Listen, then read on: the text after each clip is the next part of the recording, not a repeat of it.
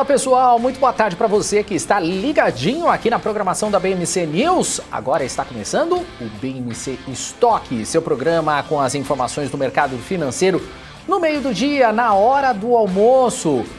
Vamos ver agora os destaques do programa de hoje. Dexco aprova a recompra de até 20 milhões de ações. Setor de serviços no Brasil cresce 2,4% em novembro de 2021. Nos Estados Unidos, sobe o número de pedidos de auxílio-desemprego. Tudo isso e muito mais, agora no BMC Stock.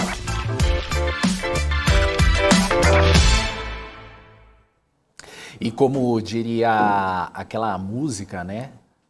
Não tire esses óculos. Use e abuse dos óculos. Hanna Beltrão, boa tarde para você. Boa tarde para você, meu parceiro Daniel Morales. Hoje usando, né? Tô me sentindo aqui usando uma máscara, né? Mas para ver se ajuda essa apresentadora a ler direito, né? As letrinhas aqui no computador nossa apresentadora estão ficando pequenas, olha só. Oi. A nossa apresentadora abelha. A nossa apresentadora abelha? Pois é, alguém tem que, né, ter uma apresentadora abelha por aqui. Bom, né, brincadeiras à parte, muito boa tarde para você, minha duplinha Daniel Morales, boa tarde a todos que estão nos acompanhando, né, agora, né, a gente vai repercutir os principais assuntos que estão movimentando o mercado, né, nessa quinta-feira, enfim, quintamos, e é claro, essas notícias acabam impactando os seus investimentos. A gente vai falar sobre isso com o Gilvan Bueno, gestor educacional da Orama, e também teremos os gráficos separados pelo Alex André, trazendo um panorama bem legal sobre o mercado nacional e internacional também, né, Dani? É isso aí, né, Hanna? A gente começa então aí com os números do mercado financeiro. Deixa eu ver se eu já coloquei na tela. Coloquei aqui o mapa do calor aqui do Profit Pro da Nelógica. A gente começa então com os números do Ibovespa. O Ibovespa agora que está caindo 0,10% aos 105.576 pontos. E aqui no nosso telão, vamos ver então como é que está o nosso mapa do calor separadinho hoje. Eu deixei aqui os negativos e os positivos. Vamos começar então pelos negativos. A gente tem aqui Embraer com menos 4,20%. Magazine Luiza hoje está caindo. Depois de duas altas seguidas, hoje Magazine Luiza está caindo 3,17%, assim como Lojas Americanas também com 2,14%. Tem Gafisa caindo aqui com 1,69%, Bradespar 1,51%, Cielo menos 1,48%, Eco Rodovias também recuando 1,38%, Vale 1,12%, Gerdau está caindo 1,04%, Gerdau Met 0,92%, MRV está recuando aqui 0,92%. A gente também tem aqui Cirela, tem também a Vivo Telefônica, tem Ambev, tudo recuando aqui nesse momento. Para o lado positivo, vamos para cá. BRF aqui no lado positivo está subindo 2,27%. Tem Petrobras, Petro 4 aqui subindo 2,19%. Itaú SA, o Itaúsa, melhor dizendo, Itaúsa está subindo 1,83%. BB Seguridade 1,37%. Suzano Papel 0,60% de alta. Itaú Unibanco sim, 1,16%. E Bradesco agora com 1,14%. Também aqui no cantinho da tela tem a Companhia Siderúrgica Nacional subindo 0,42% e Uzi Minas que a gente não consegue nem ver aqui, mas está bem pequenininho aqui, mas também está em alta. E o dólar está caindo. O dólar está agora em queda de 0,32% aos R$ 5,53. Daqui do Brasil a gente vai para as bolsas lá de fora, né, Hanna Beltrão? Porque tem números também fora, né? Com certeza. A gente já começa então, Dani, recapitulando como é que fecharam as bolsas lá na Ásia, para a gente já ter um panorama do mercado lá nos Estados Unidos, lá na Europa também. Deixa eu começar aqui falando de Hansen, que fechou numa alta de 0,11%, Xangai fechou numa queda aí de 1,17% e Nikkei uma queda também de 0,96%. Quando a gente vem aqui para as bolsas lá na Europa, a gente vê que DAX na Alemanha está operando agora em queda de 0,29%, FTSE no Reino Unido cai 0,14%, CAC na França 0,86% de queda e o índice Eurostoxx segue aí o bloco recuando agora 0,37%. Já em relação às bolsas lá nos Estados Unidos, Dow Jones está agora subindo 0,37%, S&P 500 recua agora 0,10% e Nasdaq está também agora caindo 0,60%. Agora a gente vai dar uma olhada como é que está o barril do petróleo. O petróleo Brent agora recua 0,44%, vendido a $84 o barril. E o petróleo WTI está também caindo 0,51% e é comercializado então a pouco mais de $82 o barril também. E a gente segue de olho nas informações internacionais, porque a BRF quer consolidar a marca no mercado da Arábia Saudita. Pois é. E hoje a companhia fechou um memorando de entendimento com um dos maiores fundos soberanos do mundo, o Public Investment Fund. O acordo também visa criar uma joint venture que vai atuar na cadeia completa de produção de frangos lá na Arábia Saudita. E assim ela poderá vender produtos frescos, congelados e também processados no país. A joint venture vai ser controlada pela BRF, que vai contar com uma participação de 70% na nova empresa. E o novo negócio ainda vai incluir um núcleo de negócios, por lá, a Lau, e também que é uma operação que confirma que o produto da empresa seguiu os preceitos do islamismo, desde a criação do animal até o abate, o corte e também a armazenagem e a comercialização do item. Para isso, o memorando garante investimentos de aproximadamente $350 milhões. E os pedidos iniciais por seguro-desemprego da semana passada nos Estados Unidos vieram acima da previsão de 200 mil pedidos, acima da previsão feita pelos economistas do mercado e do número revisado da semana anterior, segundo dados do Departamento de Trabalho publicados hoje. Foram solicitados 230 mil benefícios contra 207 mil revisados da semana passada. O número de solicitações contínuas também veio abaixo da previsão de 1,7 milhão, com 1,559 milhão de benefícios solicitados. O resultado também é menor do que o número revisado da semana passada, de 1,753 milhão. Ainda falando de informações internacionais, a Delta Airlines reportou prejuízo líquido de $408 milhões no quarto trimestre de 2021, uma redução de 46% em relação à perda de 2020 e revertendo o lucro de mais de $1 bilhão no mesmo período de 2019, que era pré-pandemia. A receita somou 9,47 bilhões de dólares, um avanço de 138% na comparação com 2020, queda de 17% ante 2019 e acima da previsão de 9 bilhões. Segundo a empresa, dezembro foi encerrado com receitas quase 80% recuperadas para os níveis de 2019, com forte demanda e preços durante o período de festas de fim de ano. Para o primeiro trimestre de 2022, a Delta Airlines espera que a receita se recupere para entre 72% a 76% dos níveis de 2019, em comparação com 74% no trimestre terminado em dezembro. A Delta Airlines registra prejuízo aí de $408 milhões no quarto trimestre. E voltando aqui para o Brasil, a provedora de serviços de computação em nuvem, cibersegurança e dados, a Claranet, cancelou hoje o seu pedido de IPO, e foi reportado aí à Comissão de Valores Mobiliários. A oferta inicial de ações seria para a distribuição primária e secundária de ações. A companhia pediu registro de IPO em agosto do ano passado e a empresa Claranet pretendia usar cerca de 84% dos recursos da venda de ações novas para comprar outras empresas, usando o restante para financiar o seu crescimento orgânico e também para pagar despesas. E seguindo com mais informações, o Itaú Unibanco informou hoje também que chegou a um acordo para adquirir a corretora digital Ideal, segundo fato relevante divulgado ao mercado.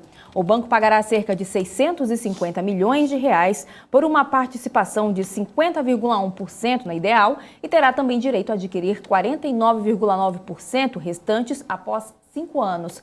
Segundo o Itaú, a aquisição permitirá, entre outros fatores, a oferta de produtos e serviços financeiros em modelo B2B2C e a aceleração da entrada no mercado de agentes autônomos de investimentos e também no aperfeiçoamento na distribuição de produtos de investimentos para clientes pessoas físicas. E a operadora espanhola Hispasat, que integra o grupo Red Elétrica da Espanha, comprou os 19,04% da participação acionária que a Oi detinha na Hispamar Satélites.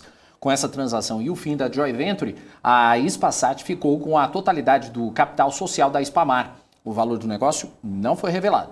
Em 2020, a Hispamar gerou receita de 535 milhões de reais para a Hispasat. Do total, 280 milhões foram referentes a clientes no Brasil e 255 milhões de países da América Latina. Segundo a companhia, a subsidiária se converteu em uma peça fundamental da atividade do grupo no continente americano e responde por 60% da receita da Hispasat, sendo 35% só no caso do Brasil. Lembrando que em 2001, a empresa espanhola adquiriu da Agência Nacional de Telecomunicações, a Anatel, os direitos orbitais na posição 61 graus oeste de soberania brasileira. No ano seguinte, uniu-se à Telemar, que é a atual Oi, para formar a Hispamar. E o grupo GPS confirmou a aquisição da Force, prestadora de serviços de segurança privada, sistemas eletrônicos de segurança e serviços de facilities, com atuação lá no Paraná. Confira os detalhes na reportagem. Em fato relevante, a compra marca o início dos movimentos de fusões e aquisições da companhia em 2022 e fortalece a atuação do grupo no sul do país. A Force, composta pela Force Vigilância e a Force Serviços Terceirizados, registrou receita bruta de aproximadamente 142 milhões e meio de reais no período de 12 meses, finalizando em 30 de setembro de 2021.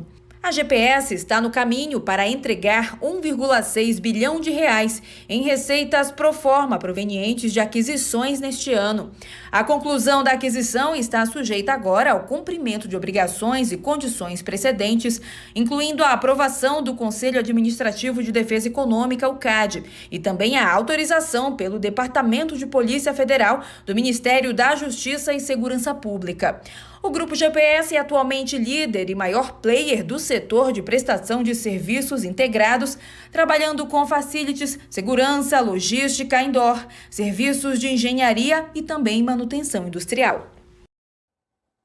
É isso aí, né, Hanna? E agora a gente vai conferir quem que tá no chat participando ao vivo aqui do BMC Stock, né? Olha só, eu já começo com a do Ney Pérez, óbvio, que falou, Hanna diferenciada com esses óculos, ficou com cara de intelectual. Ah, porque sem óculos não parece intelectual, Daniel Morales? O que você acha disso? Parece, né? Claro, lógico. Tô me sentindo esquisita, mas tá bom, tá ótimo aqui para ler, então, né? Tô enxergando tudo bonitinho, então tá tudo lindo. A nossa abelhinha. A abelhinha, né? Da BMC. Grande Hanna Beltrão. De amarelinho hoje. Olha só, e o Ney dando, claro, aquele boa tarde pra gente, Hanna e Daniel, isso aí, sim, hein? Valeu. Olha o Anderson Mendes também dando aqui a opinião dele aqui, falando bastante.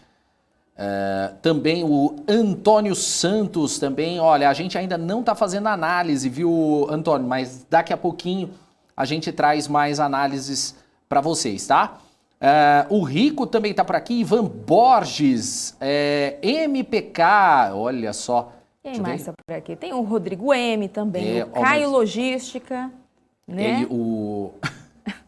Olha o Rodrigo, óculos, Hanna, óculos muito estilosos, se fossem escuros lembraria o Stallone Cobra. Você não sabe o que é Stallone Cobra? Não tá muito parecido não. Mas você sabe o que é o Stallone Cobra? Sei. O filme. Ai, acho que não. Não é o Sylvester Stallone só. Meu irmão assistiu. Não, mas eu sei qual é o modelo que ele fala. É um filme da década de 80. Você pode entregar a sua idade, hein, Daniel? Eu falo mesmo, eu tenho 42 anos mesmo. A gente chega nessa idade, nada 42 atinge. E tô muito maravilhoso bonito e lindo. E perfeito e lindo. Obrigado. E cheiroso. Cheiroso principalmente. Muito obrigado. É que a gente tá pertinho, né, então... Nossa, ruim se você falasse que eu tava fedendo. Já pensou? Melhor ficar quieta, né, meu povo? Obrigado. Quem mais tá por aqui? O Rui das Neves, já deixou a moral aí pra gente. O Zeca Trader. Quem mais tá por aqui também? O Felipe de Mello, o Rico, Dani já falou. Éder Pardim, Lois Lane do Planeta Diário. Vou dar um Google aqui já, hein, Éder? Você não sabe quem é a Lois Lane? Eu sei lá, você que é Meu Deus do céu. Gente, não, olha, é um absurdo, ela não sabe Daniel, quem é eu sou no Lois tempo de Lane. novela ainda. Olha lá, ela tá procurando no Google, gente, a Lois Lane. Eu tô dando uma olhada do aqui, Superman, rapidão. a namorada do Superman. Ah, é? Então tá bom. Olha só, que absurdo. Gente, olha que absurdo. Olha, o Moisés falando, Gente, só é molecada. engraçado. Obrigado. Já fiquei feliz. Valeu, muito obrigado. Olha, o Júlio Oliveira é a Supergirl no escritório. Não é a Lois Lane, tá? Sim. Não é a mesma, tá? Daniel Supergirl, Vicente, sim. boa tarde. Quem mais também? Tem Caio o criptopobre, né? Tem uns nomes aí que a Criptopobre, gente lógico. gosta. Cadê o candidato a ministro que Candidato não a apareceu ministro ainda? não tá aqui, é verdade. Olha, o Vanucci tá aqui, grande... Vanucci? Não. Não. Mais legal, grande Vanucci. O Joenias também tá por aqui, Alexandre Seibert também tá por aqui, Diógenes Gonçalves também falando aqui, olha o Joenias falando, dupla top, hein? Ah, valeu, muito obrigado, obrigadão mesmo. E a gente ainda, daqui a pouquinho a gente vai falar com o Gilvan Bueno, que é gestor educacional da Orama. Então, se você já tem perguntas aí para mandar para o Gilvan, mande sua pergunta. Daqui a pouquinho o Gilvan já está entrando aqui para conversar com a gente ao vivo. Mas antes olha o Rico falando, Superman não é do tempo dela. Caramba, Rico. Poxa. É sim, hein? Claro que é, gente. É do tempo de tanta gente. Não, poxa, Superman é da época dos anos 40, talvez 30. Mas aí teve do nosso tempo já, né? Anos 90, anos 90? 2000. Eu sou do anos 2000, né? Anos 2000. Eu sou 2000. Eu assistia Sim. Três Espiãs Demais. Eu também. E aí, vamos lá então, Dani. Vamos ver o mapa, né? Vamos falar de mercado, Vamos dar um rasante. Tava com saudade de falar essa palavra rasante, né? Vamos dar um rasante aqui pelo mercado. Ana Lane. Pra gente ver. Olha, gente, tá vendo só? Eu sabia que ia virar zoeira, mas tá bom. O que importa é que agora eu tô enxergando tudo aqui. Vamos lá então falar do Ibovespa, que agora está caindo 0,16%. Ele está aos 105.512 pontos. Só para a gente recapitular, deixa eu fechar a tela aqui, ele abriu aos 105.686 pontos, ele já está caindo um pouquinho mais, mas ele chegou numa máxima também já de 106.250 pontos. E a gente vê então que o índice está, nesse momento, caindo um pouco. Vamos falar aqui do nosso mapa de calor, do nosso Profit Pro da Nelogica, que a gente vê aqui a nossa ala vermelhinha do mapa, mais preenchida por empresas, não é, Daniel Morales? Grande. Vamos começar então falando de Local Web, que está agora recuando 5,97%. Melios agora recua 5,58%. Natura, 4,39%. Embraer vem na sequência aí caindo 3,89%. Redditor, 3,74%. Na sequência tem Raia Drogasil, eu ia misturar o nome aqui, Raia Drogasil também cai agora 4,25%, Pão de Açúcar, falei Pão de Açúcar? Não lembro. Pão de Açúcar, a pessoa põe o óculos e aí né, começa a ter esquecimento, aí isso é uma preocupação. Né? E aí Pão de Açúcar agora recua 4,22%, tem aqui mais um dia o setor aqui de varejo, em peso entre as maiores quedas. Vou começar aqui falando de Magazine Luiza, que está agora caindo 3,49%, Pets 3,15% agora de queda também. Deixa eu dar mais uma olhada aqui, que tinha, Lame 4 também, lojas americanas, 2,14% de queda. Amer 3 está recuando agora 1,58%. Tinham mais empresas aqui também que eu estava dando uma olhada rapidinho aqui, tem empresas do setor de varejo caindo em peso agora. Via apareceu agora também, agora caindo mais de 3%. Na sequência a gente vê Redditor caindo 3,69%, Apvida também 2,88%, Apvida ou Rapvida, como você preferir, está caindo de qualquer maneira, 2,88%. Depois aparece aqui o Banco BTG Pactual, recuando agora 2,42% também. Cogna, do setor de educação, 1,95% de queda nesse momento. Sul América também cai agora 1,88%. VEG, 1,52% de recuo. E a Vale também já está figurando aqui nas maiores quedas, caindo 1,35%. Além do Banco BTG Pactual, tem o Banco Pan também caindo 1,34%. Vibra Energia, falando agora das empresas do setor de petróleo, porque do outro lado, né, das maiores altas, o setor está subindo, mas aqui nas maiores quedas ainda aparece Vibra Energia recuando agora 1,18%. E aí, rapidinho, só falar aqui das maiores altas, para a gente já chamar o nosso convidado de hoje. Vamos falar de Marfrig, que está subindo agora 4,95%, seguida aí por Minerva, subindo 2,14%, BRF também sobe 1,93%, assim como JBS, que sobe agora 1,81%, o bloco aí das empresas do setor frigorífico subindo. Na sequência tem Santander, Petri 3, Petri 4, né, agora falando do setor de petróleo, Petri 3, Petri 4 estão também aparecendo entre as maiores altas, e a 3R Petroleum também figura entre as maiores altas de hoje, Dani. É isso aí, valeu, Hanna Beltrão. E agora, Hanna, agora é hora da gente trazer aqui aquela entrevista com o grande Gilvan Bueno, gestor educacional da Orama, que já está aqui. Tudo bem, Gilvan? Boa tarde, feliz ano novo, porque a gente não conversou ainda. É verdade. Com certeza, Dani. Feliz 2022 para você, nossa audiência. Essas pessoas elegantes que estão com os óculos de Clark Kent. E para quem falou aí, Homem-Aranha... Tomara que eu consiga ter superpoderes, hein, Gilvan? Tomara eu recebo. Você já tem a roupa, né, fantástica, que é BMC, né? Pois é, tá vendo só? Você já tem a roupa. E a gente já vê na paleta, uma história legal aqui. Um degradê de azul. Já vê na paleta, olha aí, você viu? Tá vendo? Só a gente é muito chique. Viu? Não foi combinado, hein? Não foi combinado, verdade. Bom... E para quem falou do Homem-Aranha aí, a maior história de sucesso da indústria, né? Gerou dinheiro, hein? Tem ação. Tem, é verdade, né? Pois é, Daniel sabe bem. Não, agora, mas como assim? Tem ação? Disney. Compra a Disney e leva o Homem-Aranha de graça, né? Compra o BDR da Disney, né? Para quem conhece o Homem-Aranha, tá deixando dinheiro na mesa. Verdade. Eu tinha esquecido disso, Gilvan. Tem toda a razão. Vamos lá, então. Vamos começar o nosso bate-papo, então, Gilvan. Eu queria começar com base em uma carta, um artigo, né? Que saiu no Valor Econômico. Revendo as tendências globais da década e o que esperar de 2030, depois dos acontecimentos de 2021. Queria saber quais as oportunidades chamaram a sua atenção nessa revisão das tendências globais. Quais setores, ações que devem ser beneficiados no futuro, nos próximos anos, por causa dessas tendências? Primeiro, parabenizar toda a produção que está lá atrás, Dani, e Débora também pela seguinte questão. A gente tem falado muito nos últimos meses dos mesmos assuntos, né? Selic subiu, as empresas estão ali sofrendo desvalorizações constantes. Tem uma apresentação ótima sobre local web mais cedo que eu estava assistindo.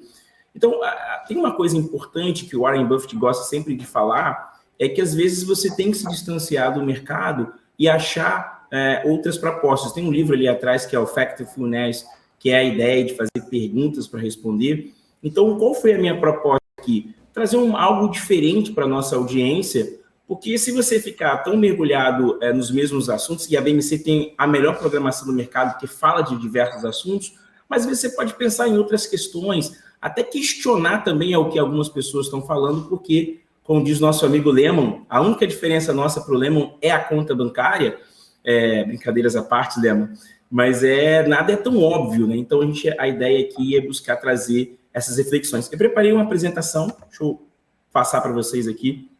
Claro. Show de bola. Até tá aqui já prontinha. E a gente vai conversando e falando com ela ao mesmo tempo, tá?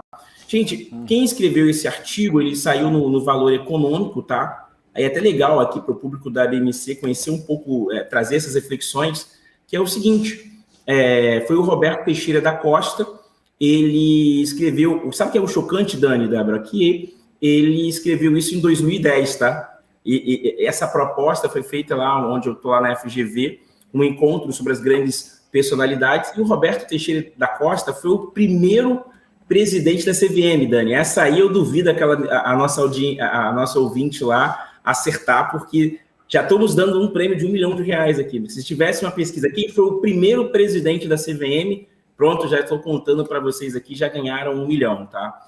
Então, o Roberto Teixeira... viu? BMC é cultura, né? Tá então,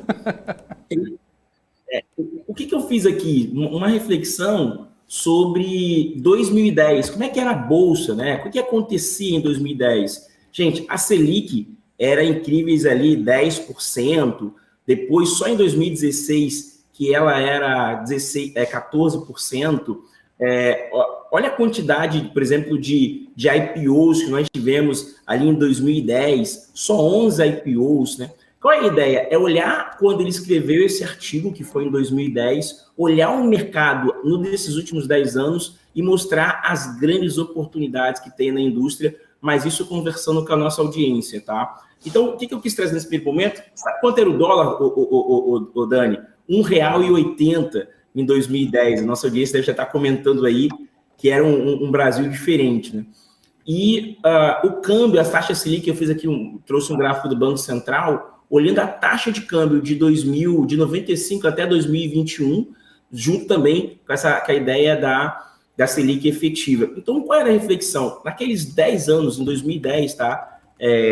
A gente precisa refletir sobre isso na hora de investir no mercado de ações? Gente, a gente mostra aqui que o Brasil, e aí acho que é legal para a gente trazer algumas perguntas aqui, as reflexões que ele trouxe, o Brasil perdeu mais uma década. Para a gente evitar essa década perdida, o Brasil tem que crescer 10% ao ano. A taxa de investimento está pior. Mas sabe qual é a minha provocação? É essa aqui, ó. Independente desses quadros, o investidor que às vezes fica preso nessas notícias, que são importantes, a gente acaba esquecendo, e é o trabalho muito da BMC, esse é um artigo do Bruno Rodrigues, que mesmo nesse cenário todo, a Bolsa de Valores continuou num crescimento constante, mostrando que o cenário é de longo prazo. Às vezes, algumas empresas no curto prazo sofrem, mas que no longo prazo, se você olhar o Ibovespa dolarizado, a gente teve ali momentos de muito crescimento. E é por isso que eu defendo muito que o mercado financeiro vai crescer muito nos próximos anos. Independente desses cenários macroeconômicos, isso vai acontecer. E aí os pontos que eu trouxe, Dani, para te responder, e a gente vai começar a falar sobre isso, até interromper aqui o compartilhamento, ele falou sobre classe média, ele falou sobre sistemas educacionais fracos, ele falou sobre corrupção, mudanças climáticas, modelo de economia e uma economia em transição. Então, o que eu achei muito oportuno aqui é, dentro desse quadro que foi falado lá em 2010, ele não aconteceu em 2020 e talvez ele possa ser uma oportunidade para 2030. E aí o que a gente vai falar na nossa audiência é se esses pontos realmente aconteceram, Dani. Aí não sei como é que está a nossa audiência aí, contando as histórias que a gente levantou aqui. Não, legal. É super importante essas informações aí. E a gente tem que ficar ligado, é sempre importante. O pessoal ainda não colocou informação ainda, mas o pessoal está atento. Com certeza. Daqui a pouquinho a gente fala. Então, assim, vamos olhar o primeiro ponto. Vamos lá. Então, assim, o primeiro ponto que ele falou, que eu acho que a gente tem que começar a pensar, é o seguinte. Ele falou um pouco do aumento da classe média que ia acontecer na América Latina e Ásia. Bem, a América Latina, esse gráfico que mostra, né, que a renda da população, ela acabou não acontecendo, tá? O brasileiro, ele perdeu o poder de compra, mas olha que curiosidade, o mercado de, por exemplo, aqui eu separei algumas empresas do varejo que estão apoiando nesse momento, né, que é o caso de Magalu, a gente sempre faz quadros especiais aqui, Magalu cresceu incríveis 1.400%. E uma coisa interessante eu faço uma analogia com a nossa audiência, que em taxas de juros baixas, a Magalu performou muito bem, mas se a gente olhar a taxa de juros em 2018, que era uma taxa de juros alta, a Magalu não tinha uma performance tão alta, ou seja, é um negócio que cresce com taxas de juros baixas. Olhei também, tá, um papel que a gente gosta muito aqui, que é um outro lado do varejo, que é Lojas Renner, foi incrível nos últimos 5 anos, aí 35%, ou seja, a classe média começou a investir e tal, mas a grande verdade é que a Ásia conseguiu capturar as maiores oportunidades, tá? E aí, o segundo fator que ele falou foi a ideia de edutechs. A gente fala um pouquinho sobre isso aqui. As edutechs, elas cresceram. Olha o volume de investimento de 2010 para 2020. Acho que foi o negócio que mais cresceu. E para o investidor que está aqui, a gente tem um pessoal lá do Rodrigo, que sempre vem aqui, do grupo que faz venda de participações, da DXA também, do Oscar Decotelli. A corrupção foi um tema que ele falou em 2010, e a gente está tendo agora, teve um debate muito bom, o analista da Orama veio aqui falar, que a dívida, ela está muito alta, né, Dani? Olha, aqui a gente vai ter o caso de Evergrande, olha como é que a economia chinesa cresceu, a dívida na economia chinesa cresceu, das companhias não financeiras e financeiras. Então, assim, as famílias também se endividaram mais. Ele falou, e aqui eu trouxe um ponto que eu sempre gosto de trazer, que são os padrões que acontecem, e a gente depois pode debater sobre isso, os preços dos alimentos que está acontecendo. Falei também um pouco dessa questão climática, né, da rota do gás, esses conflitos geopolíticos que interferem nos preços das ações. Olha o crescimento chinês, né, que vem caindo ali, esse último trimestre foi bem desafiador, então começa a questionar. E o ponto 6 foi o melhor ano assim, dos últimos, tá, que ele destaca, que foi essa captação de 596 bilhões que o mercado fez, Dani, que foi uma captação que ajudou muitas empresas a atravessar a crise. No final, quero mostrar para vocês que a Bolsa de Valores do Brasil tem muito a crescer. A gente trouxe aqui uma comparação, peguei lá do meu amigo Will, da Avenue. Olha a quantidade de empresas nos Estados Unidos e no Brasil, olha a quantidade de investidores no Brasil e nos Estados Unidos, o quanto que a gente pode crescer nos últimos anos, e mesmo com essa diferença, mais uma vez, o número de investidores até abril estava crescendo, já somos mais de 4 milhões, e no final da história, gente, Bolsa de Valores no longo prazo continua sendo ali uma grande proposta. Então, as minhas reflexões foram essas, assim, tipo, a gente começar a olhar o futuro e entender o que está acontecendo para a gente conseguir achar as oportunidades. Legal. Aliás, o Gilvan, antes da Hannah fazer uma pergunta, o pessoal aqui no chat está perguntando onde pode pegar essa apresentação aí que você está mostrando para a gente. Aqui o pessoal já está bem interessado.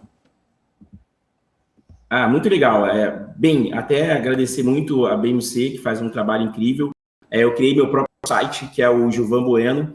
Então, muito do que eu falo aqui está no site. Então, daqui umas 2, 3 horas eu vou disponibilizar para vocês. Vocês podem entrar lá e pegar. E também, eu sempre estou no Twitter da BMC, marcando, compartilhando algumas questões. Eu vou criar um link e ponho lá no Twitter e no Instagram da BMC, que todo mundo que me acompanha sabe, eu compartilho. Acho que é um dos melhores conteúdos que nós temos aqui. Então, eu vou lançar no Twitter, está lá no meu site e posto no meu Instagram para todos da BMC, que eu sou fã. Estou esperando ali a BMC na TV fechada para ter um programa.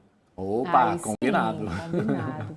Ô, Gilvan, um outro ponto destacado, né, na carta é a educação, né, voltando a falar um pouquinho sobre isso, né, com sistemas educacionais fracos e, né, o prevalecimento de doenças, né, epidêmicas ou não, como, né, sendo uma carga pesada para o desenvolvimento. Como é que você avalia os sistemas educacionais junto com o desenvolvimento de conhecimento e informações? E qual é o impacto disso tudo na economia e também já de olho no futuro? Olha, vocês fizeram um programa muito bom aqui recentemente, falando sobre a armadilha da renda média. Foi um programa que eu gostei bastante. Qual o problema da educação fraca no Brasil? Como uma grande massa das pessoas não convivem com altos retornos, então você tem uma população ganhando pouco. Então, quando você tem problemas inflacionários como que estão acontecendo atualmente, nós temos o IPCA de 10, mas nós temos a gasolina de 70, nós temos o arroz, o feijão na casa de 40 e 60. Então, isso são destruição de valores para a classe mais desfavorecida. Então, como é que você consegue sair da armadilha da renda média? Como é que você consegue criar um crescimento sustentável? A gente tem que respeitar muito a comparação com outras economias, investir em educação. E o Brasil é um país que quanto mais educação você possui, melhor. Qual o problema? O ensino público passa por um grande desafio. A gente está criando uma nova BNCC. Então, você está vendo startups como a Tribe, como o Descomplica, como a Orama está lançando agora um marketplace. Então, são instituições e outras instituições que estão aqui no caminho também criando essas soluções. A gente tem o Hotmart, nós temos a BMC também fazendo um trabalho incrível, agora começou com seus artigos, para quem não está acompanhando a BMC escreve, tem alguns artigos ali publicados, e uma parte educacional muito rica. Ou seja, como o sistema público ele não está investindo nesse critério, o que está sendo construído são empresas privadas para recuperar o Brasil. Para quem é programador, nós temos um desafio. o Brasil não tem programadores, o Brasil não tem engenheiros à disposição do que a gente precisa. Em infraestrutura, nós temos uma decadência muito grande. Então, quem conseguir enxergar formações ou cursos rápidos para atender essa demanda, ele aumenta a renda e o Brasil consegue investir. Um dado que as pessoas acabam não colocando, a Bolsa de Valores teve aí 3 milhões de novos investidores. Sabe quanto foi a aplicação média dessas pessoas? R$342. As pessoas estão entrando com pequenos valores e a gente tem muito IPO a fazer ainda. Então, quanto menos o Brasil ganhar nessa renda, menos ele consegue alocar e fazer poupança interna. Então, ele tem que investir em educação e aí as startups, as edutechs, tecnologia captou muito dinheiro, né, Débora e Dani, então, em nossa audiência. Então, investir em novas competências, aumentar seu nível de conhecimento com formações, vai ser uma grande busca para isso. O problema é que o ensino público não oferece, a gente tem que ir, talvez, para essas respostas mais rápidas e fáceis da tecnologia, do EAD, do ensino remoto. E Gilvan, já a corrupção, ela é um outro ponto de tendência aí levantado, né, e que acaba por restringir o desenvolvimento sustentável. Quais exemplos nós podemos citar em que a corrupção se tornou um obstáculo à inclusão social e à operacionalidade da economia de mercado? Olha, eu sempre gosto de citar a famosa carta do gestor falando de IRB, que foi um caso com muito respeito, isso é uma coisa que está na CVM. A IRB trouxe uma destruição de valor para o mercado acionário. Nós tivemos o caso do grupo do Arthur Batista, que também trouxe ali um problema para o mercado acionário.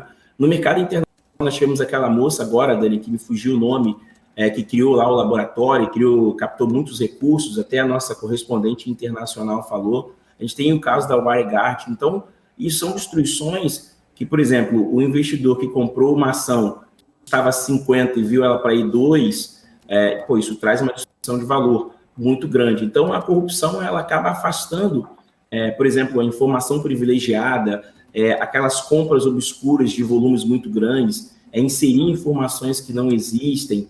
Então, isso distancia, as pessoas tiram a confiança do mercado de capitais e acabam achando que é um cassino e que às vezes as pessoas que ganham. Então, a destruição de valor as pessoas deixam de acreditar que o mercado de capitais possa ser uma oportunidade. Por exemplo, a gente está tendo aí o investimento das criptomoedas, né? Poderia usar aqui em Cadastro, né, para estar no jornal hoje, foi envolvida numa fraude financeira. Nós tivemos alguns em Cabo Frio também, aqui do Rio de Janeiro, pelo Brasil. Então, isso acaba levando o investidor para um problema chamado poupança. Poupança não está tendo ganho real. Então, ele acaba não usando outros veículos porque ele acaba achando que é um grupo que está ali para lesar os investidores. Legal. Perfeito. E um outro ponto, né, é a busca por eficiência energética e energias limpas e renováveis, né, um assunto que a gente tem falado bastante também por aqui. E além das intensificações aí das mudanças climáticas e a degradação ambiental que devem impactar no padrão de vida, de segurança pública e também acelerar a falta de água e alimentos. Como é que o mercado tem se preparado para essa tendência, Giovanni? Quais são as empresas também que se destacam em meio a tudo isso? Vamos pegar o caso mais de energia eólica, que é a nossa querida Hanna. Primeiro, obrigado, Hanna. Ótima pergunta. WEG é um caso muito legal de energia eólica. Para quem acompanha, a gente sempre fala aqui da BMC, o Hanna outro dia estava fazendo uma apresentação muito boa. O setor, a empresa que mais capturou isso, né? A WEG, ela consegue ter essa energia eólica.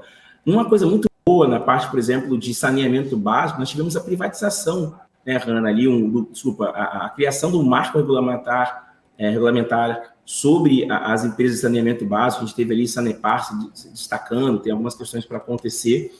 A gente tem ali, surgiram os fundos que vendem água. Para quem não está acompanhando, tem um ETF que vende água já, tem alguns investidores olhando para isso. A gente ainda há pouco estava falando sobre a questão do racionamento e como algumas empresas elétricas poderiam se beneficiar disso ou se defender. Então, assim, a gente tem fundos de investimento dedicados a essas novidades, nós temos mudanças legislativas através do marco do saneamento básico, nós temos empresas que se direcionaram para isso, como a questão de WEG, e nós temos também, eu sempre gosto de destacar aqui, Exetec, até a nossa audiência que tiver aí, puder falar, nós temos outros cases aqui que influenciaram positivamente. Zetec não, perdão, Eternit. Eternit mudou o modelo de negócio para botar telhas, fazendo essa questão de uma mudança de criação de energia. Então, as empresas estão mudando e acho que o investidor hoje ele tem que começar a buscar olhar para longo prazo. Eu sei que tem muita coisa acontecendo, muitas informações, mas acho que a gente tem que começar a fazer um exercício, e quem faz isso é o Ray Dalio, né? No livro dele, Princípios, ele fala muito sobre isso. Ele começou a investir na China, pessoal, em 1980. Ele foi para a China, começou a olhar a transformação e ganhou muito dinheiro no mercado chinês. Às vezes a gente entra em alguns negócios que já estão muito consolidados.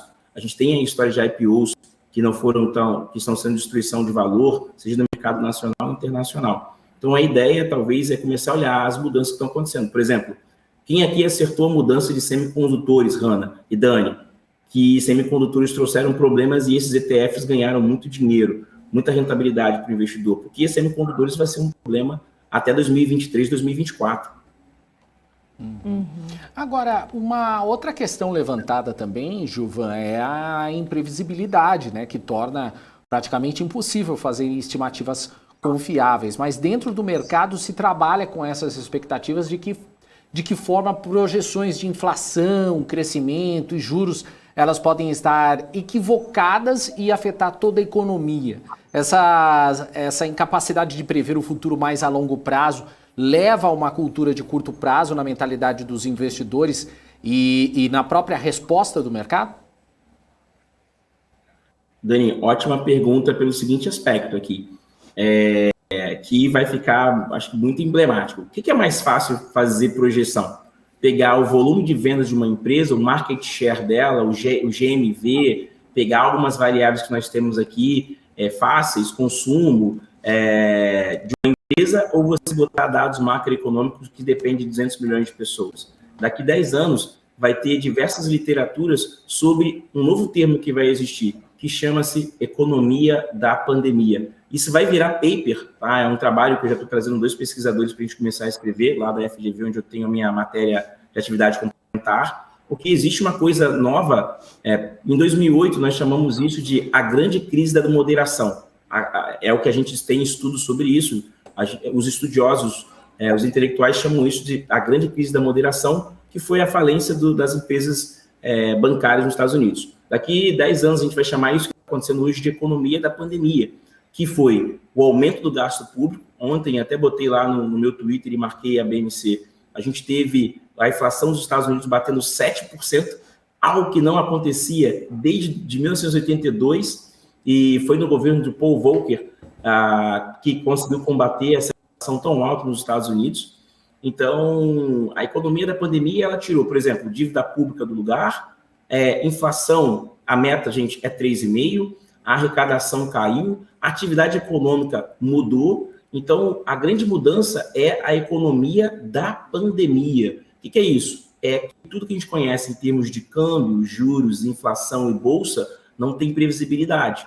E o aumento do gasto público vai ser um problema. Então, nós teremos diversos estudos sobre isso. E o que isso acontece? A gente tem que fazer o que eu sempre falo, que é o VAR, né? Que é o Value at Risk. Voltar no passado e tentar entender. Por exemplo, como o Brasil responde, não o Brasil, mas a América Latina responde à alta de taxas de juros dos Estados Unidos. A dívida pública aumenta, o dólar se aprecia e o Brasil fica numa situação de pouco consumo. A diferença é que as taxas de juros, o Brasil lá em 80 não tinha, por exemplo, reserva, mas assim, é um ponto que a gente tem sempre que atentar, Dani e Hanna, em nossa audiência, que as coisas estão mudando muito rápidas. Só que quando você para olhar um dado macroeconômico e olhar, por exemplo, uma participação de mercado de Facebook, de Amazon, de Google, de petróleo, de empresas que você tem maior previsibilidade, por exemplo, WEG está sofrendo esse problema tão grande. A gente tem ali Ferbasa, por exemplo, mineração. Ferbasa já subiu 122% no ano.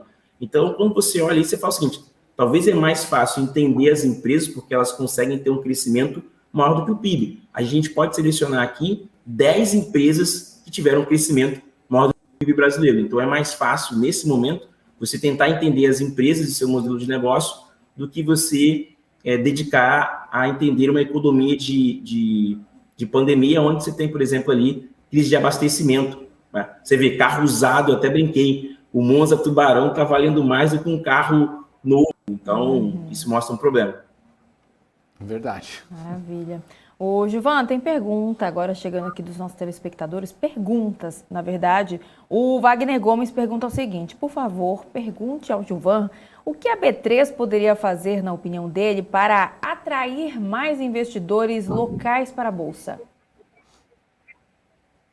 Excelente pergunta. Curiosamente, queria agradecer a minha mentora, a Priscila Fracari, que me convidou recentemente. Eu fiz um bate-papo com a B3 com algumas pessoas da B3, não com a B3, mas que era uma empresa prestadora de serviço para a B3. Eles fizeram uma consultoria e pediram a minha opinião sobre isso, tá? Cara, a minha opinião foi muito emblemática, assim. Qual o problema do mercado brasileiro? Primeiro, educação. É por isso que eu sou fã da BMC e sempre tento criar aqui os melhores conteúdos possíveis. Porque o problema da B3 é ter investidores com visão de longo prazo e com poder econômico para acessar. Para poder econômico e acessar, a gente precisa ter mais empresas. Atualmente, nós temos poucas empresas. Então, a B3 talvez teria que mudar a estratégia de colocar empresas na Bolsa. É muito caro para uma empresa SA conseguir entrar na Bolsa de Valores e ser negociada. Então, você tem que ter o seguinte, você tem que criar do lado demanda, pessoas podendo acessar, e do outro lado você tem que criar oferta. Mais empresas incríveis, como, por exemplo, o Ambipar, que eu gosto muito da tese de investimento, para você conseguir, por exemplo, ter essa oferta. Muita empresa e mais barato para o investidor e para a empresa. E popularizar isso, talvez direcionar um pedaço disso. Eu gosto sempre de falar que eu entrei na Bolsa de Valores por causa de um projeto chamado Bovespa Até Você, do presidente que tem lá em Bom Lugar, que eu sempre gosto de falar, que é o Raimundo Magliano, o pai, porque ele popularizou a entrada. Então, acho que a gente tem que criar uma cultura que todos possam participar, reduzir os custos e investir em educação para o investidor. E eu gosto muito do trabalho da BMC, de desenhar um desenho, uma ideia, de médio a longo prazo, para que você possa comprar, entender a ação, explicar, e não pensar que a Bolsa de Valores é um cassino. Até parabenizar o Alexandre Cabral, que sempre faz estudos maravilhosos, eu sigo ele no Instagram, é um cara que eu tenho muito carinho, muita admiração, porque o Brasil hoje ele tem uma ação de curto prazo na Bolsa, e isso acaba prejudicando as empresas e o crescimento do mercado. Então, a B3 ela tem que mudar o jogo para as empresas, deixar mais fácil, exigir menos, o custo operacional é caro, e para o investidor ele tem que ter acesso à educação, e, por exemplo, talvez reduzir as taxas, criar formas que ele possa investir um pouco mais. E também o ponto fora da B3 tem um ponto Brasil. O Brasil tem que criar condições para que as pessoas tenham maior renda para poder investir. Senão, o Brasil tem um problema que eu botei no meu Twitter, que é uma bomba previdenciária. As pessoas, e de endividamento das famílias. As pessoas estão endividadas porque elas ganham muito pouco e a educação não consegue gerar valor para elas. Uhum. O Gilvan, o Alexandre Seibert, ele faz uma pergunta aqui, se possível responder essa para ele, que ele gostaria de saber se a CSN Mineração ela pode surpreender, pois a maioria dos especialistas acredita que, ou só fala da Vale, e é uma boa para o ano eleitoral. O que você acha, Gilvan? Cara, eu gosto demais dessa tese. Quando eu entrei no mercado lá em 2008, Dani, pergunta muito boa. Alexandre, obrigado pela participação. Que bom ter você aqui com a gente. A minha visão é o seguinte, cara. Mina Casa de Pedra é uma das coisas mais lindas que tem nesse modelo de negócio. Eu sempre falo sobre isso. Assim, eles esperaram o momento mais oportuno para fazer o IPO. Aqui no caso, você tem um trabalho da BMC, que é analisar a empresa, uma análise fundamentalista, onde estava o Sara aqui. Pô, Sara, parabéns, estava incrível. Então, uma grande ideia aqui é você fazer a famosa comparação, entender o que está caro e barato e qual o crescimento. Mina Casa de Pedra, ela tem um potencial de extração de muitos anos e uma qualidade da extração muito boa. Então, é um negócio com potencial de crescimento. Então, você tem que comparar, usar aqui a inteligência da BMC para comparar as duas teses de investimentos e entender o que vai crescer mais. Eu sempre gosto de falar o seguinte, essa aqui eu aprendi com o Sara, tá? É mais fácil crescer uma empresa que tem 70 bilhões de lucro ou uma empresa que tem ali de 1 a 3 bi de lucro? o que vai te dar mais retorno no longo prazo? São essas empresas que a gente chama de small caps. Elas têm um faturamento a crescer no longo prazo e tem empresas que já são consolidadas. Então, aqui vai o seguinte, em cenários de volatilidade, empresas consistentes como a Vale respondem melhor. A gente sabe que blue chip é blue chip em qualquer lugar. É só chegar no açougue, entregar e ganhar carne. Já as empresas small caps, elas têm um problema de liquidez. A gente tem que parabenizar o trabalho da Trígono, que faz um trabalho espetacular, está na plataforma da hora, no fundo da Trígono. Então, empresas small caps conseguem performar muito bem. Olha a Ferbasa, performou 122% nos últimos 12 meses. Não está aí no dia a dia e é uma boa tese de investimento. Então, as small caps têm essa oportunidade. Então, no caso da CSN Mineração, ela tem um grande motor de crescimento e ela pode, talvez, performar melhor do que a Vale, que já é muito consolidada. Sempre lembrando que aqui é uma opinião e não uma recomendação de investimento, mas, assim, mostrando de maneira educacional o que tem por trás ali dessa empresa. Legal.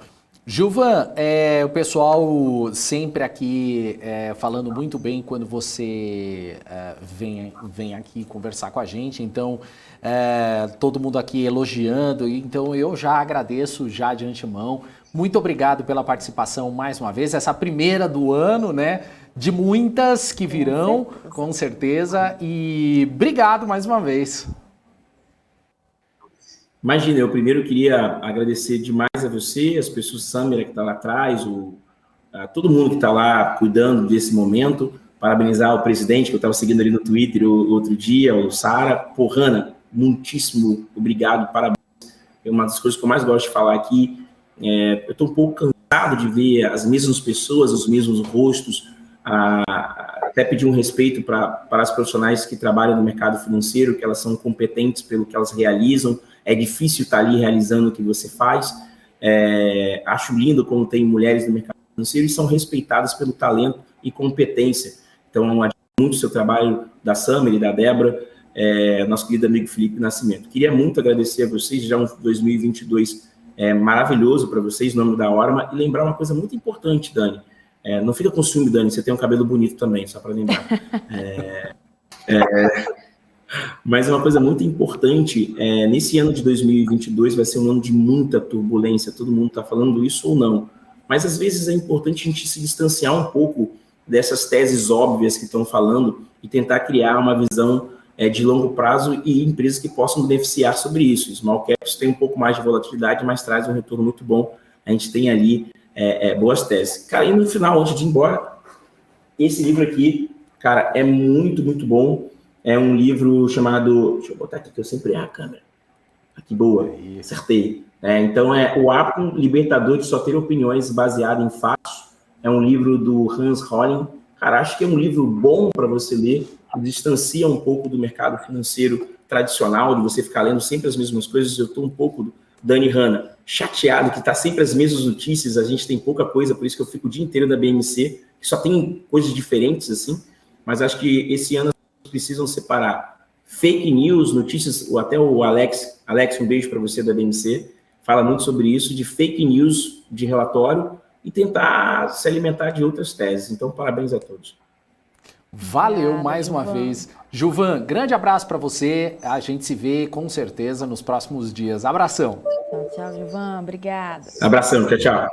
Tchau, tchau. Obrigado, você. É isso aí, gente. Grande mestre Gilvan Bueno, gestor educacional da Orama, aqui participando do BMC Estoque. E quer dar os números do mercado rapidinho? Vamos bem rapidinho. Bem rapidinho, porque o Alex já está posicionado. Então, antes da gente chamar o Alex, vamos só dar um giro rápido de mercado. Rapidinho, acabei de reconectar aqui para a gente dar uma olhada, porque quando a gente começou o estoque, a bolsa estava caindo e agora ela está subindo 0,16%. Está agora na casa dos 105.849 pontos. Né? Ela já ultrapassou aí a máxima que eu tinha falado no comecinho aqui do nosso estoque, né? Aí a mínima, na verdade, e aí a gente já vai, né, falar rapidinho aqui no nosso mapa de calor das empresas que estão caindo. Vou destacar agora para a Localweb, que cai agora 7,75%, Melius recua 5,58%, Natura 4,61% de queda agora. Aparece também por aqui o Banco Inter com o ticker BID11, caindo 4,57%. Na sequência, tem as empresas aqui do setor de varejo, tá aqui disparando Magazine Luiza, caindo 4,12%. Depois a gente vê a Via caindo 3,85%, o Pets 2,57%. Agora, Grupo Soma também está aí caindo 1,62%. Falando, ficou até com um sotaque, né? Falando agora do setor de educação, tem Edux e Cogna aqui também nas maiores quedas. Cogna agora recua 1,95% e Edux 1,71% de queda nesse momento. Aí também temos aqui Redditor caindo 3,40%, Grupo Fleury 2,05% de queda agora. A Vale, que ultrapassou aí 1 bilhão em volume de movimentações, agora recua 1,49%. Seguida aí de Eneva caindo 1,44%, Bradespar 1,41% de queda. IRB também cai agora 1,38%, VEG 1,13% de queda nesse momento. Tem muitas empresas aqui do setor tem as papeleiras também por aqui, empresas do setor de construção, como Exetec. A gente vai agora falar das maiores altas, porque os bancões e empresas do setor de petróleo estão aqui em destaque, começando por Santander, que agora sobe 4,93%. Depois temos PetroRio subindo 4,40%, Petri 3,60% de alta e Petri 4 sobe 2,52%. Marfrig também aparece subindo 4,5% nesse momento, JBS 2,20% de alta, Minerva 2,35% de alta também e BRF sobe agora 2,10%. Aí entre os bancos também, os bancões, tem Itaúsa subindo 2,58%. Tem também aqui, deixa eu dar uma olhada aqui, que tem Itaú subindo 1,89%, Bradesco 2,03% e Banco do Brasil também sobe 1,85%. Vamos falar do dólar, né, para a gente já chamar o nosso Alex André. O dólar está agora recuando 0,48%, comerciado a R$ 5,50, Dani. É isso aí. E agora vamos trazer aí o Alex André para nossa conversa, porque ele vai trazer as análises e os gráficos de hoje. Muito boa tarde para você, Alex. Tudo bem? Tá melhor?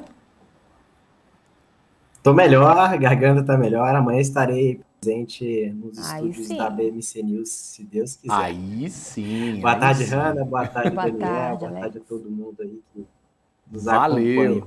Vamos colocar o gráfico então aqui na tela, né, pessoal, para a gente Vamos lá. começar a nossa apresentação. Júnior, vou compartilhar aqui agora. Só um minutinho aí, pessoal, a gente já vai começar. Acho que é interessante, como a própria Hanna falou do mapa de calor do Enelógico, né? O que a gente tem conversado aqui nos últimos dias, aqui nesse bate-papo, né, falando dos gráficos, um ponto interessante que me chama a atenção, né, são os ativos principalmente relacionados a valor, né? Então, deixa eu só colocar aqui para a gente começar a conversar. Ô Daniel, já está aqui na tela, Hanna? Tá tudo ok aí? Só confirmar que a gente já começa. Vamos ver se está na tela aí. Tá na tela aí, pessoal? Tá sim, aqui fechou o Só nosso confirmando microfone, que eu mas já tá coloquei. sim, tá sim, tá sim. Ah, então beleza.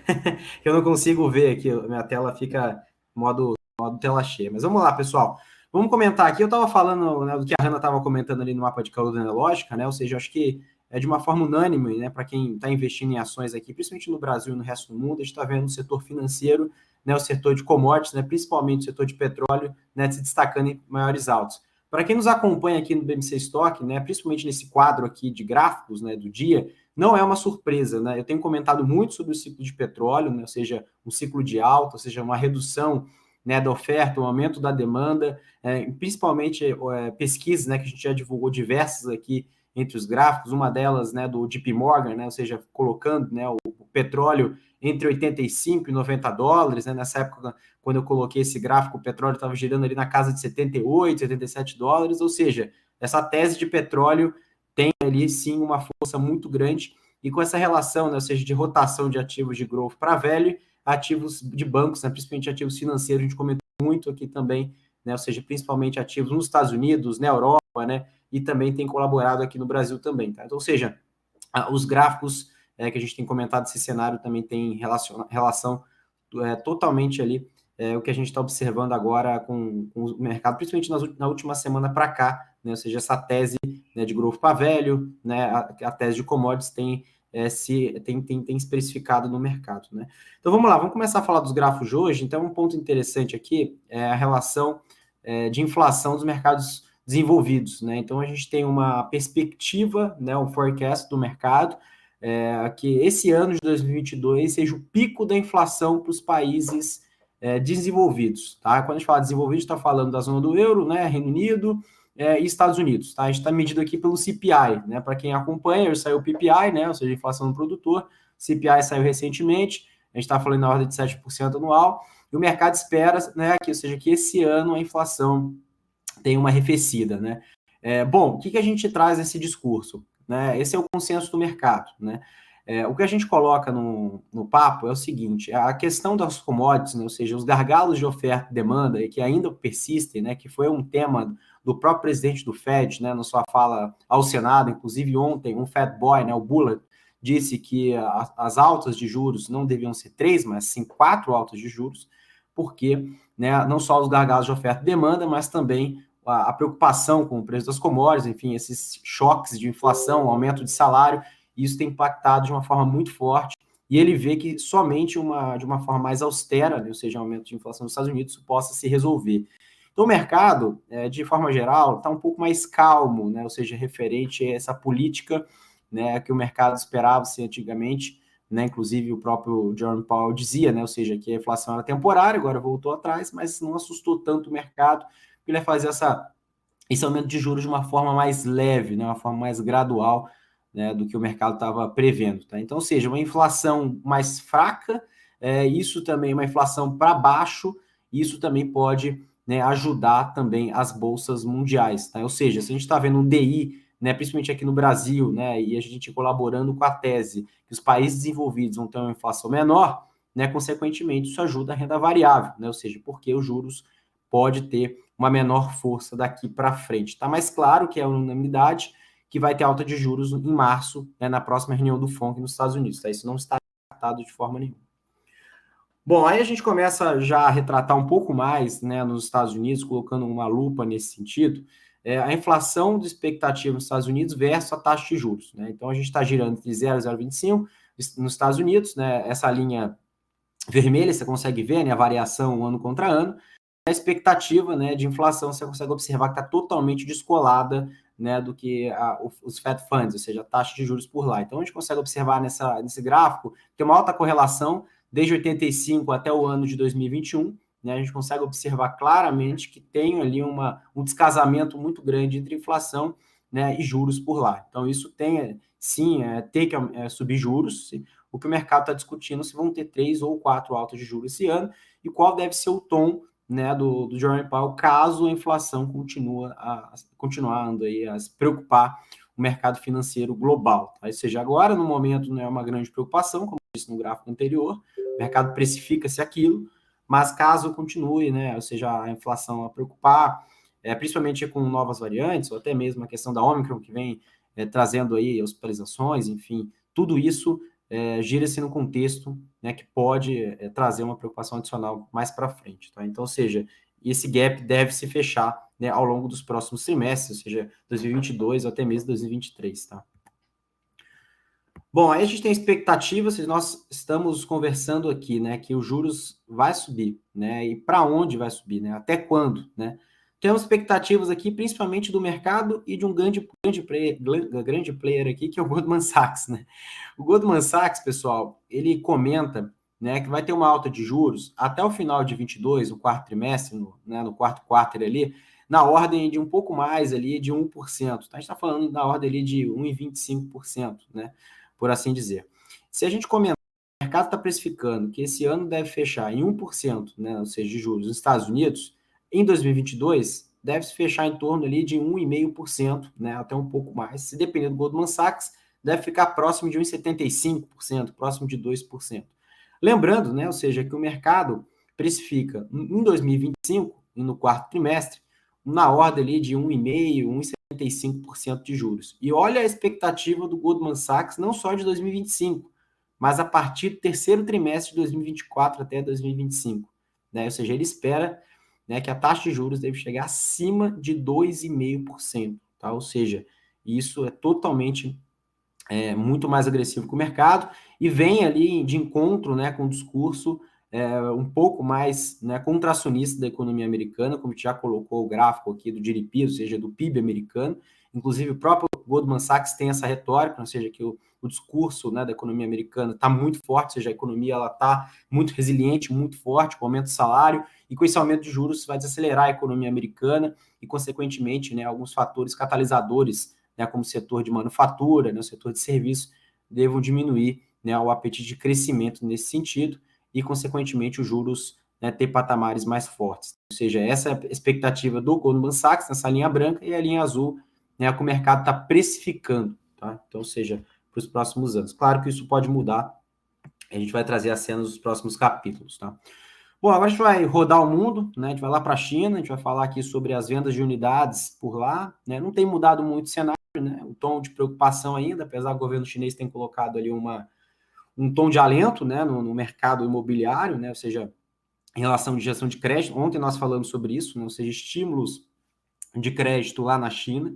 Aqui a gente traz um gráfico, né, desde julho de 2021 até agora, né, ou seja, janeiro. Em relação ao número de unidades vendidas, nós estamos aí com uma compreensão, né, ou seja, de ano contra ano, uma variação de menos 40%, próximo de menos 50%, ou seja, metade das vendas do ano passado, né, ou seja, essa variação desse ano. E nós observamos que desde o dia 26, próximo do Natal ali, né, do dia 19, 26, próximo ali do Natal do ano passado até agora, né, as vendas caíram, né, em torno ali de 20% a 30%, né, ou seja, realmente um tombo muito forte. Claro que sazonalmente também pode ser explicado, mas a gente tem uma relação de um alto nível de estoque e, consequentemente, uma alta alavancagem para as companhias e preços muito baixos. Então, essa combinação também traz um certo tom de cautela, tanto para a agência de risco, né, que tem ali alertado as grandes companhias, como Modern Land, Fantasia, Cynic, Evergrande, e isso também tem colocado o investidor, né, de forma geral, de pé atrás, né? Ou seja, não tem colocado ali um tom mais agressivo nesse sentido em alocação de recursos em real estate por lá. Aí nós mudamos de gráfico, agora a gente vai falar um pouco sobre commodity novamente, né? Então esse gráfico, claro que não retrata claramente o cenário Brasil, a gente está falando do WTI, que é o petróleo que não é referência aqui para o Brasil, nossa referência é o Brent, mas traz a mesma leitura em referente ao que está acontecendo no mercado como um todo, né? A gente tem o preço aqui do natural gas, né, ou seja, do gás natural, que tem ali sofrido um pico, né, ou seja, na Europa como um todo, né, ou seja, a gente viu a última pernada de alta, né, do gás natural lá, na medida, né, que estava chegando próximo ali do inverno europeu, né, ou seja, os estoques estavam baixos, tem um desafio de logística muito grande. Depois o preço se arrefeceu de uma forma até considerável em curtíssimo prazo, à medida que o presidente russo Vladimir Putin, né, disse ao mercado, né, que pode prover, né, o gás, né, russo, né, a Europa como um todo, né, a Europa não é autossuficiente em gás natural, e agora, né, tiveram-se, né, uma escassez, né, ou seja, tanto na Alemanha, né, e isso trouxe ali um tom de preocupação, né, por parte ali de falta até mesmo de gás natural em determinadas regiões da Europa, tá? Ou seja, o preço começou a subir novamente, o petróleo também acompanhando esse movimento, claro, também aliado, quando a gente não fala de petróleo, a gente não fala só de transportes, né, inclusive a gente fala de uma relação, de uma economia global, né, tem uma relação muito forte, uma demanda muito forte, né, a gente vê principalmente, né, os indicadores de manufatura, né, isso também tem um ponto interessante, é um deles, né, que a gente mede, a principal proxy é o PMI, né, e tem acompanhado uma forte tendência do petróleo. Claro que essa tese tem diversos triggers, né, diversos drivers, mas o principal ponto é o crescimento econômico como um todo, e o petróleo continua subindo, né, e vem mantendo preços acima de anos, né, atrás, né? Então a gente consegue observar que a tendência do petróleo segue positiva, né? Bom, aí a gente começa a destrinchar um pouco o índice S&P 500, né? Então a gente tem aqui o share, né, das maiores setores dentro dos Estados Unidos desde 1800. Olha que interessante, né? A bolsa nos Estados Unidos, né? A gente consegue observar que desde o começo da bolsa por lá, né, a maior parte era setor financeiro, real estate, né, imobiliário.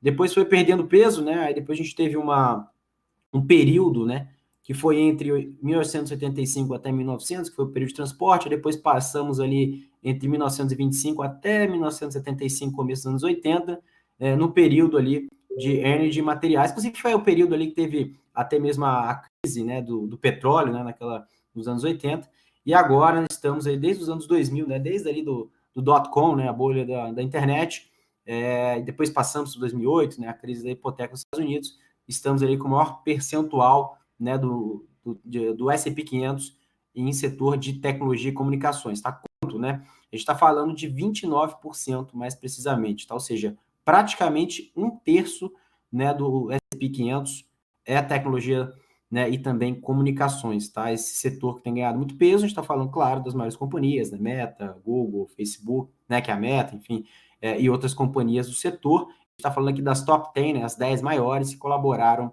maior peso para o S&P 500 no ano passado e também para esse ano, né? Ou seja, esse tem uma grande força no índice, né?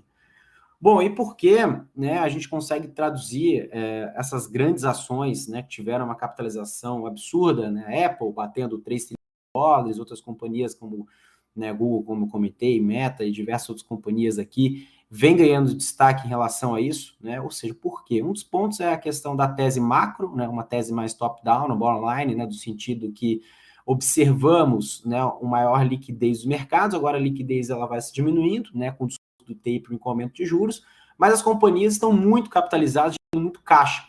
E o que elas vão fazer com esse dinheiro? Primeiro ponto, M&A, né, ou seja, né, fusões e aquisições. Ontem eu comentei sobre M&A, né, no último gráfico do BMC Stock de ontem.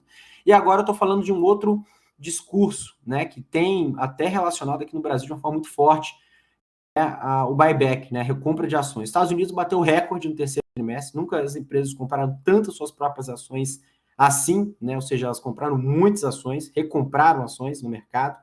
Então, com essa geração de caixa absurda, a gente está falando de mais de $1 trilhão, né, 1 trilhão 234 bilhões de dólares, precisamente, em recompra de ações no ano de 21. E tudo espera, né, que o ano de 2022 não vai ser diferente. Tá? A gente vai explicar o porquê também. No Brasil, as companhias também seguem nesse ritmo. Ontem até saiu notícia da Dexco, né, também comprando em torno de 6,5, né, com a pretensão de comprar 6,5 do float, né. Bom, aí um destaque interessante, né, não relacionado a mercado, né, mas a gente tem uma nova tendência, né, de acordo com o Google Trends, né, o metaverso, né, ou seja, o metaverso, desde 2007, né, até 2021, a gente tem de acordo com as pesquisas do Google, né, a gente consegue observar que a última pernada de alta considerável foi quando o próprio Facebook mudou seu nome para Meta, e teve um grande número de pesquisas, né, para entender um pouco sobre isso. Mas depois, né, voltou-se próximo ali a nível normal, né, ou seja, de acordo com o histórico, praticamente zero, mas agora, né, olha o tamanho do número de aumento, né, ou seja, em relação a esse assunto do metaverso. Isso tem ficado de cada vez mais no dia a dia, né, boa parte dos investidores, não só nos Estados Unidos, aqui no Brasil, os investidores começam, né, a conhecer um pouco mais esse universo, né, em relação ao que é o metaverso e o que as empresas estão se posicionando a isso, diversas grandes marcas vêm se posicionando no metaverso, vem ganhando cada vez, né, mais notoriedade, tá? Então, vale a pena ficar de olho, né? Essa tendência também tem ficado de uma forma cada vez, né, cada vez mais no dia a dia do investidor. Tá? Então, também tem diversas implicações, né, por parte das companhias listadas, seu posicionamento. Bom, acho que é um ponto interessante aqui, pessoal. Eu estava comentando lá no começo da apresentação, né, no BMC Stock, né, sobre a questão, né, do setor financeiro e o setor de energia, né, que a Hannah estava comentando lá no painel, né, ou seja, de calor, né, da Nelógica, traduz basicamente o que a gente está vendo nesse gráfico, pessoal. Né? A gente está vendo aqui o S&P 500, né, os setores do S&P 500 com uma né, com os real yields, né, ou seja, os juros reais, né, ou seja, o que a gente tem aqui para traduzir para quem não conhece esse gráfico, né, ou seja, com juros para cima, né, ou seja, os juros subindo no mundo inteiro, principalmente nos mercados desenvolvidos, que é agora, né, ou seja, que está sendo discutido no ano de 2022, quais são os setores que mais se beneficiam e quais são os setores que menos se beneficiam, né? É o setor financeiro, o setor de industrials e o setor de energia, também uma boa parte do setor de materiais, né?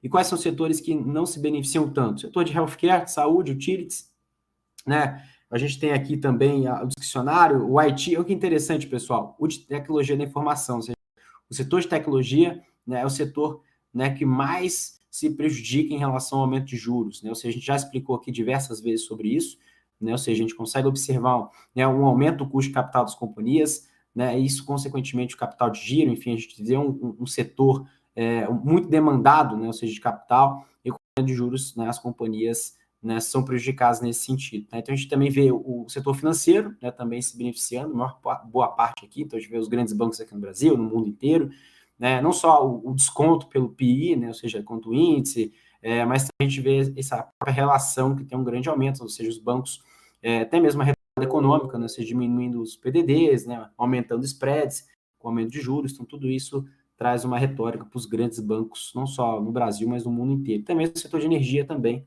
né, historicamente, né, tem um fator positivo. Tá?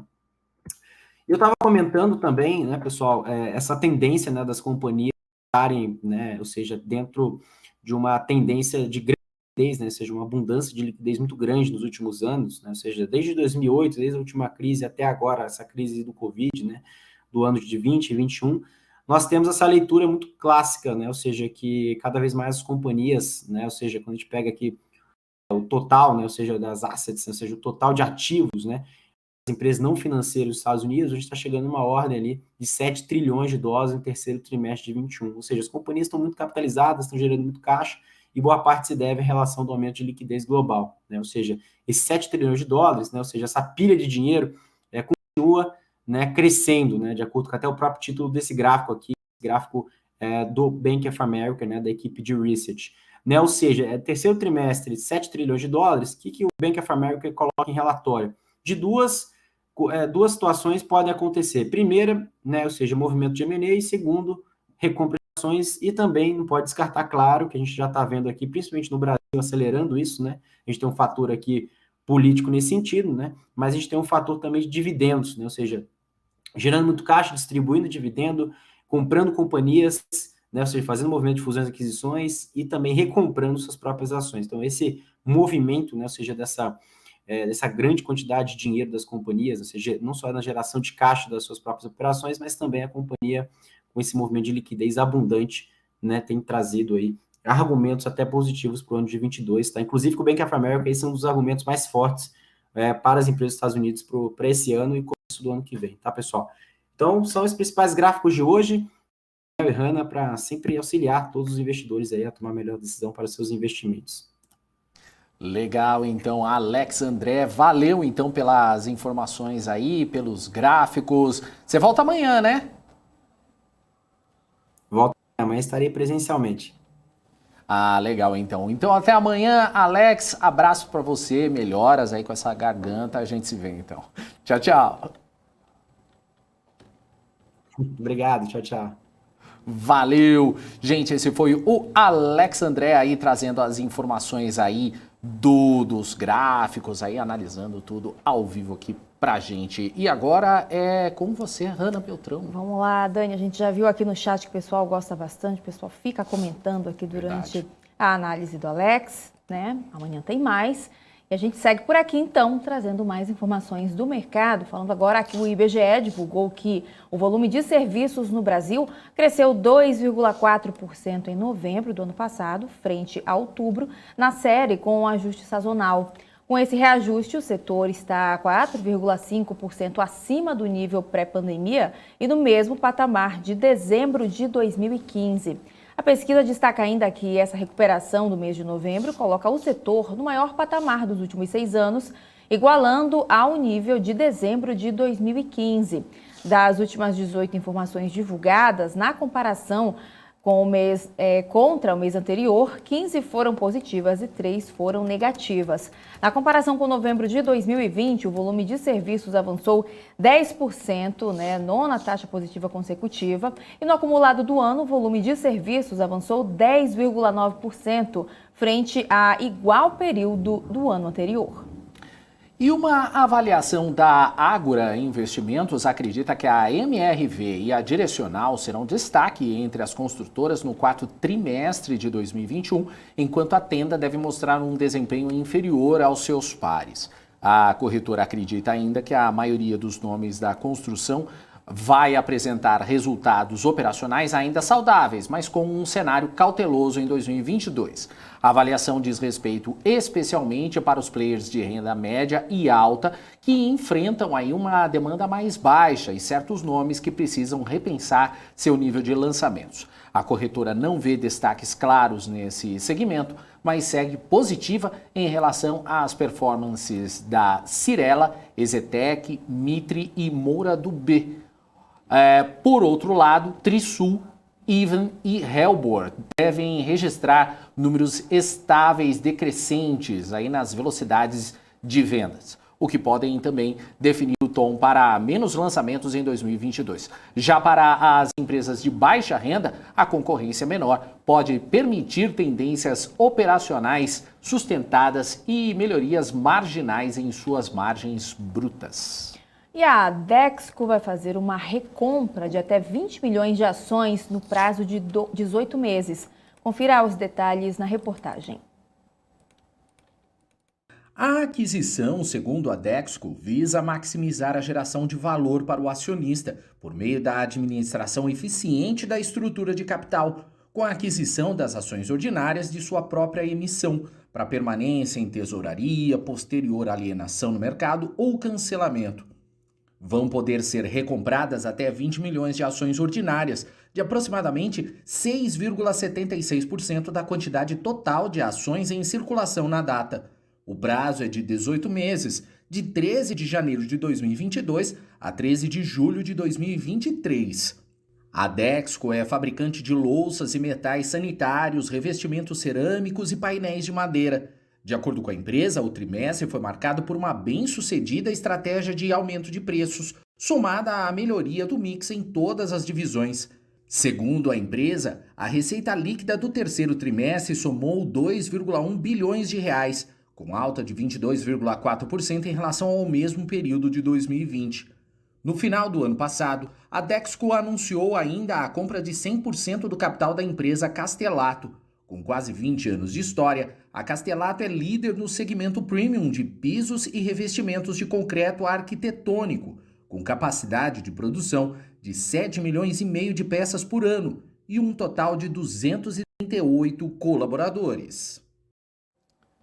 É isso aí, a gente já está agora em 2 horas e 1 minuto pelo horário de Brasília e a gente vai se encaminhando para o fim aqui do BMC Stock, mas vamos ver como é que estão os números então do mercado financeiro nesse finalzinho de estoque, né, Hannah? Vamos lá, Dani, atualizar bem rapidinho aqui. O Ibovespa agora opera na neutralidade, subindo 0,01%, estava subindo agora há pouco 0,16%, né, da última vez que a gente entrou aqui falando do índice. Ele está, então, agora aos 105.696 pontos. Ele abriu o pregão hoje aos 105.686 pontos. Chegou numa máxima também de 106.250 pontos. E aí, então, ele está trabalhando na casa dos 105 mil pontos, trabalhando aí para chegar nesses 106 mil pontos novamente. Já que no nosso mapa de calor, a gente vê aqui em destaque a Localweb subindo aí quase 9%, 8,49% de alta. E aí a gente vê depois Cash 3, né, o ticket do Meli subindo 6,32%, Natura sobe 4,65%, Magazine Luiza 4,60% também, Pão de Açúcar 3,52% de alta, Banco Inter 5,10% de queda, na verdade, Banco Inter caindo 5,02%. Drogaria Raia Drogasil está aí recuando 3,62% também.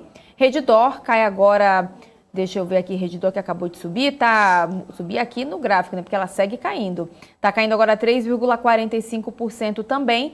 E do grupo do varejo ainda tem Via recuando 3,16%, Pets 3,9% também. E aí tem empresas do setor de shoppings, as empresas do setor de educação também estão aparecendo por aqui. Siderurgia e mineração também esses setores estão aqui entre as maiores quedas. Já nas altas, a gente vê aqui Santander subindo 4,77%. Depois a gente vê também Itaúsa subindo 2,04%, Itaú 1,58% de ganhos. E Bradesco subindo agora 1,64%. As empresas do setor também, setor frigorífico, setor de petróleo, aparecem também por aqui. Prio 3 sobe 3,84%, Petri 3 e Petri 4 aparecem também por aqui. E para finalizar, o setor frigorífico aparece aqui, quase não saiu, o Daniel está até me zoando aqui. Tem JBS subindo nesse momento, Marfrig, Minerva também está por aqui. E é isso, né, Dani? Por hora, né, é essa situação do mercado. Cadê o Dani? Eu tô Voltou. aqui. Legal, não tô zoando não, é mentira. A pessoa fala que eu fico zoando, eu não fico não. Sou quieto bem aqui. sério. Vamos lá. Ó, dando o nosso boa tarde aqui então pro pessoal do chat, o Helder que tá por aqui, o especulador, olha só quem tá de volta faz tempo que eu não via, Peter Santana. Onde você estava, Peter? Pai da Luísa. Tava viajando, ou eu não vi no meu horário aqui. Olha só, o MPK também por aqui, Josias Teixeira, o Helder, o Wellington Mota. Você falou do especulador?